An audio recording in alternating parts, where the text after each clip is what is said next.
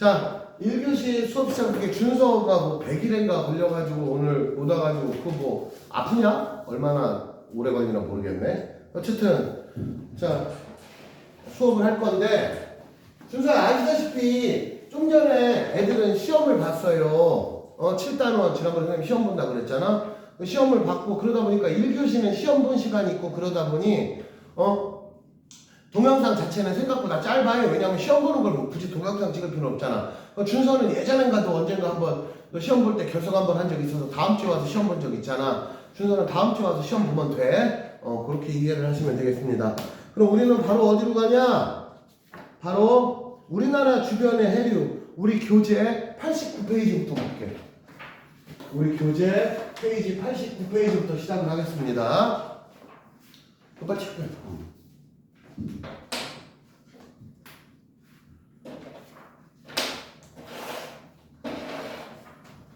89페이지부터 볼게요. 자, 우리 주변의 해류. 해류라는 건 말 그대로 바다의 흐름이고, 바다의 흐름의 가장 근본적인 원인은 역시 바람 때문에 그래. 그래서 우리나라는, 얘들아, 지도가 이렇게 있잖아. 그러면은, 지구 자전축 기울어진 거 신경 안 쓰고 헷갈리니까, 지구가 똑바로 서 있다고 해볼게. 그럼 여기가 적도잖아. 그럼 아까 내가 이게 저위도야. 여기가 중위도야. 그럼 우리나라는 이 동네란 말이야. 중위도니까 우리나라 쪽에서는 바람이 전체적으로 이렇게 불어. 이게 우리나라 동네에서는 중위도 지방에서 바람이 이런 식으로 분다고. 그래서 우리나라가 여기쯤에 이렇게 있잖아. 우리나라가. 그럼 우리나라 주변에 바람이 이렇게 부는 거야. 그게 바닷물 따라서 저렇게 되는 거야. 그렇게 이해하면 돼요. 그래서 단순해. 얘들아, 남쪽에서 올라오는 거는 바닷물이 뜨겁겠냐 차갑겠냐? 따뜻해요. 따뜻하겠지. 당연히 위쪽에서 내려오는 바닷물은 차가워요. 차갑겠지. 그래서 이 차가운 바닷물을 우리는 차갑다 그래서 한류라고 불러요.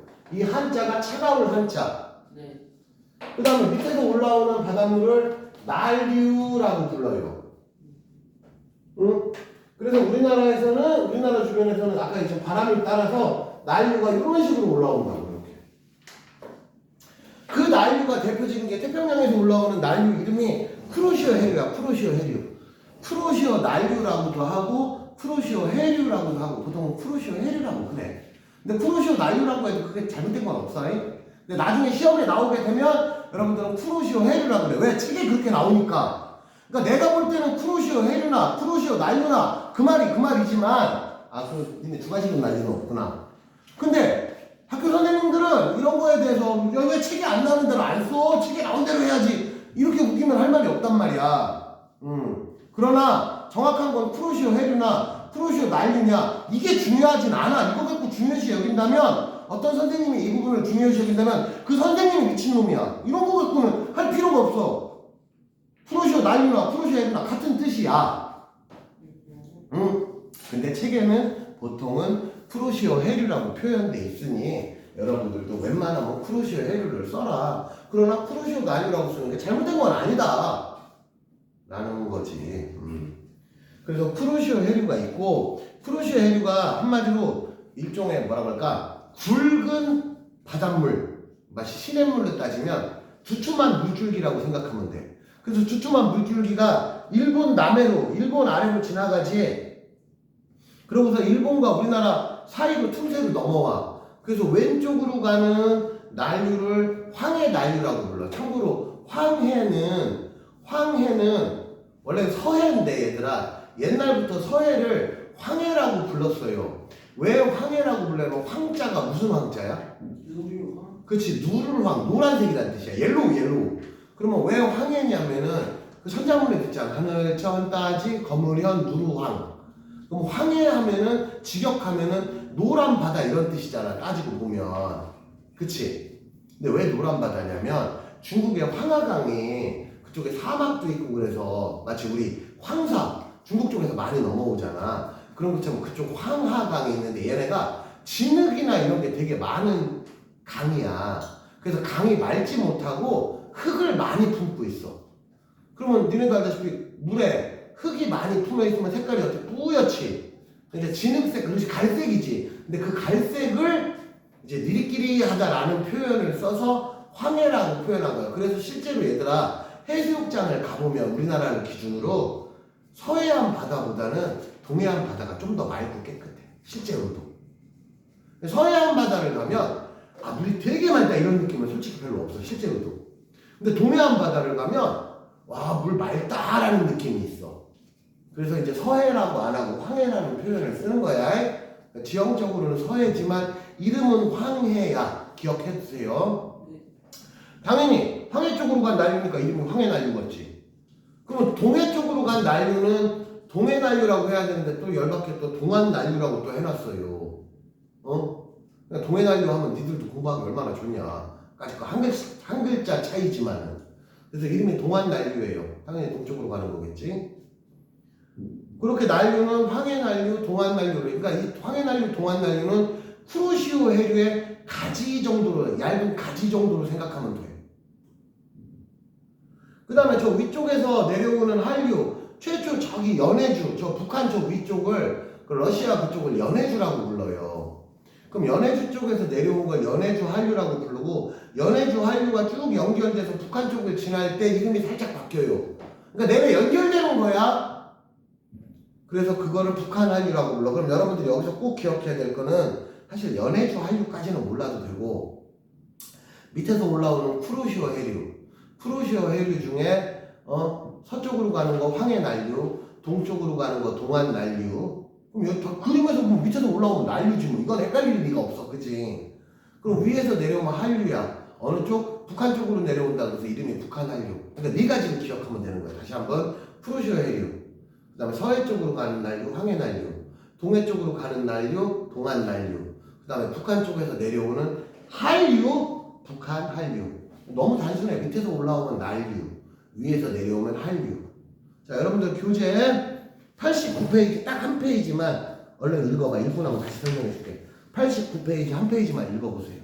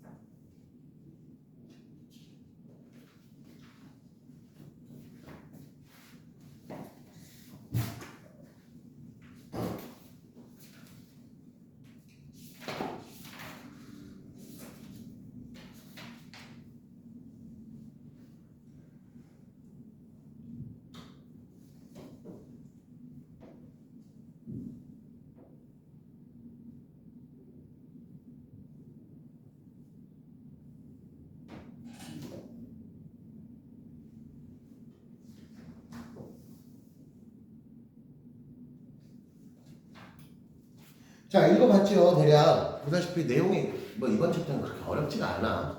네, 그럼 저희 온도까지 나가요? 오늘? 네. 아니 이거 문제 좀 풀고 온도까지는 나가도 되는데 조금만 나가도 될 것 같아. 근데 많이는 안 나갈 거야. 왜냐면 우리 수업이 그래. 오늘이 7월 13일. 그러니까 우리 오늘 빼고 딱 2번 남았어. 그럼 오늘이 7단원이야. 그럼 마지막 8단원 하나 남잖아. 8단원 역시 2번에 끝낼 거야. 그래서 오늘은 뒤에 문제 좀 풀 거야, 문제. 그리고 선생님이 프린트로 요번 단원, 왜냐면 뒷부분 또 조석으로 가면 밀물썰물은 조금 어려워. 뒷부분은. 여기 해류는 안 어려운데 바로 다음 페이지 밀물썰물은 내용이 조금 어려워. 그렇게 생각하면 돼.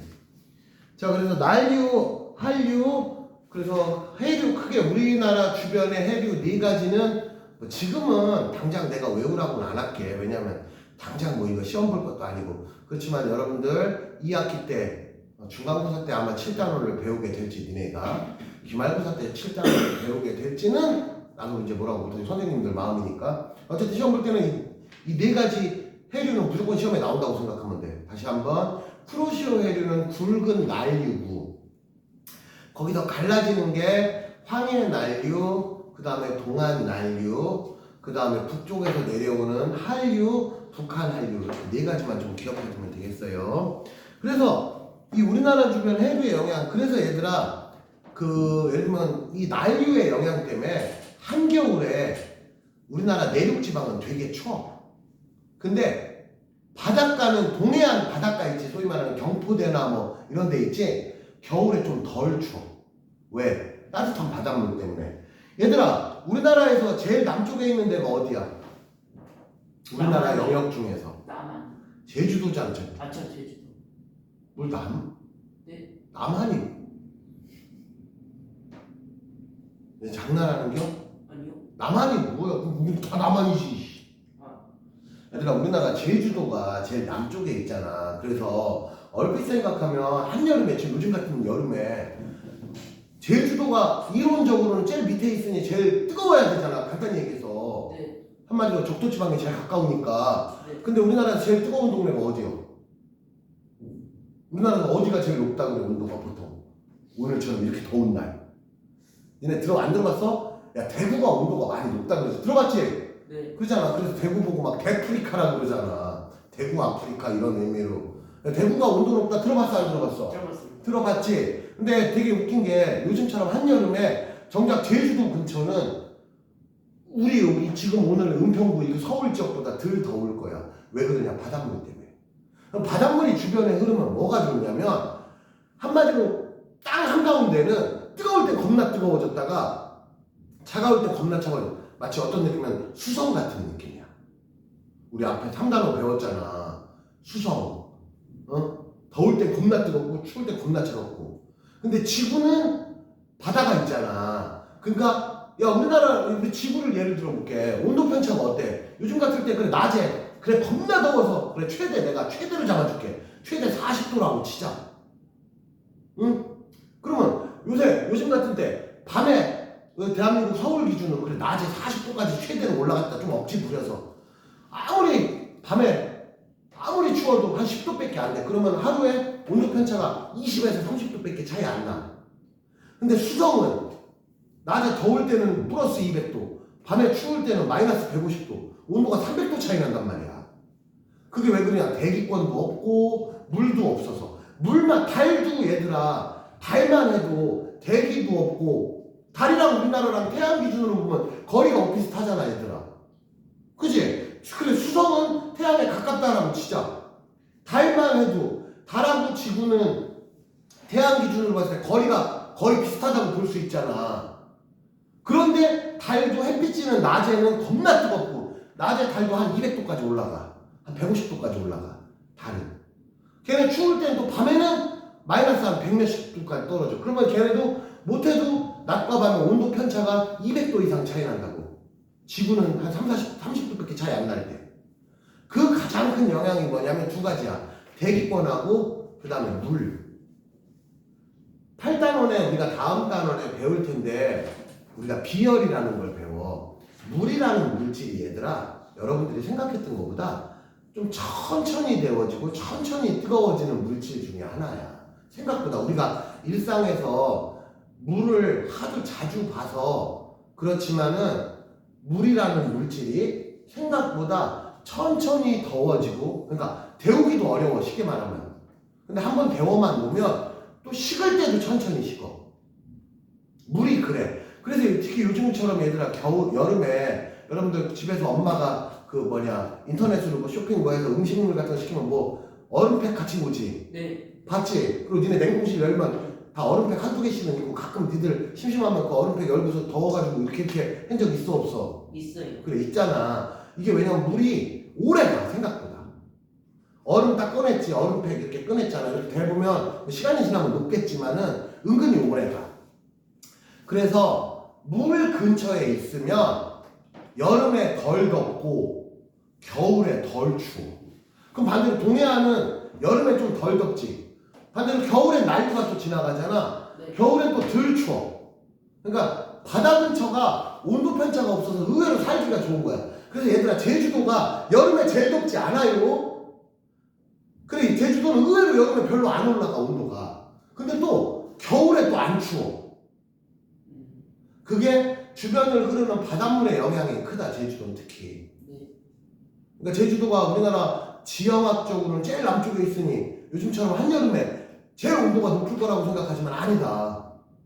의외로 제주도는 온도가 생각보다 높지 않다. 이유는 바닷물 때문에. 주변에 맨 바닷물밖에 없잖아. 그렇게 생각을 하시면 됩니다. 자, 그래서 같은 위도 기준으로는 여름에는 좀 더 따뜻하고 여름에 좀 더 덜 따뜻하고 덜 덥고 겨울에 좀 더 따뜻한 바닷물 때문에 그렇다. 그 다음에 동해안을 봐봐 얘들아. 동해안을 보시면 우리나라 지도가 이렇게 있어. 그럼 동해안을 보시면 밑에서 난류가 올라오고 위에서 한류가 내려오잖아. 간단히 그려보면. 그럼 이 동네가 난류와 한류가 이렇게 만나지. 동해안 오른쪽에서 보면 이거를 우리가 뭐라고 부르냐면 조경수역이라고 불러요. 이 조경수역이 뭐냐? 좋은 어장. 한마디로 물고기가 살기 좋은 동네. 왜냐면 물고기들도 얘들아 미지근한 바닷물을 좋아하는 물고기가 있고 그 다음에 차가운 바닷물을 좋아하는 물고기가 있어. 얘네들 성향이 달라. 미지근하다고 무조건 모든 물고기가 좋아하는 건 아니야. 찬물을 좋아하는 물고기도 있단 말이야.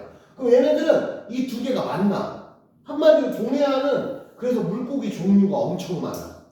그래서 얘들아 황해안에서 우리나라 여러분들이 잘 알고 있는 고등어, 명태, 오징어 그 유명한 생선들 있지.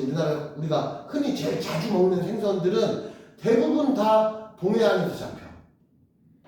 서해안에서 잡히는 거는 여러분들 들어봤을 조기 아니면 꽃게, 막 대하 이런 것밖에 없어. 물고기는 동해안이 월등히 많아 우리나라 기준으로. 그래서 그런 곳을 조경수역이라고 불러. 그리고 하나 더 얘들아 생각을 해봐. 여름에는 난류의 영향이 세겠지. 아무래도 여름이니까. 그래서 조경수역이 여름에는 위로 조금 올라가. 한마디로 얘네 둘 딱 여기서 만났다고 치면 여름엔 얘 영향이 세니까 조금 위로 밀려. 반면에 겨울에는 평균을 기준으로 조금 내려와. 그래서 이게 예를 들면 이 자리가 봄, 가을 기준이라고 치면 여름에는 조경수역이 위로 조금 올라가고 겨울에는 조경수역이 조금 내려와. 겨울에는 왜 한류의 영향이 세니까. 태윤이 이해 안 돼? 돼요. 뭘 이해했어? 설명해봐. 뭘 이해했어? 이해됐다면 빨리 설명을 해봐. 뭘 이해? 너 멍 때리고 있었지 지금. 졸려서 그냥 꾹 참고 지금 멍 때리고 있었지. 그래 안 그래? 빨리 대답을 해. 진행하게 빨리. 네. 근데 왜 이해 안 치게 왜? 왜 이해 안 치게? 태연아 잘 들어봐. 네. 난류랑 한류가 있어. 네. 여름에는 난류의 영향이 평소보다 더 세져 약해져. 세져요. 그러면 조경수역이 위로 올라가 아래로 내려와. 올라가요. 왜냐면 난류는 밑에서 올라가니까 난류의 영향이 세니까 한마디로 위로 조금 밀린단 말이야. 당연히 겨울에는 한류가 세, 난류가 세. 한유예요. 그래서 평균을 기준으로 조경수역이 조금 밑으로 내려온다고. 봄, 가을이 한가운데 있다고 치면. 네. 그 내용이야. 그래서 조경수역까지 설명을 했습니다. 그래서 조경수역은 물고기 입장에서 보면 영양 염류 한마디로 그리고 플랑크톤 물고기들은 플랑크톤도 많이 먹잖아. 한마디로 물고기들 입장에서는 여기가 완전 무한리필 뷔페인 거야. 물고기들 입장에서는 얼마나 살기 좋아. 먹을 거 잔뜩 있지. 온도도 내 입맛에 딱 맞지. 놀기 좋지. 먹을 거 많지. 최고지 뭐. 그치 태연아? 네. 너 누가 게임하면서 먹고 싶은 거 실컷 먹으면서 게임해라 그러면 좋아 안 좋아? 너무 좋죠. 너무 좋지. 그게 조경수역이야. 물고기들 입장에서는 그게 조경수역인 거야. 그렇게 이해를 하시면 되겠어요. 그래서 여기까지 해서 조경수역까지 설명을 했습니다. 그래서 89페이지 마치고 자 태윤아 1교시는 여기서 끝낼게. 그래서 1교시 하고 2교시는 뒤에 밀물썰물하고 또 문제점 좀 풀어보는 쪽으로 그렇게 할게요. 자 우리 10분만 쉬었다가 하자.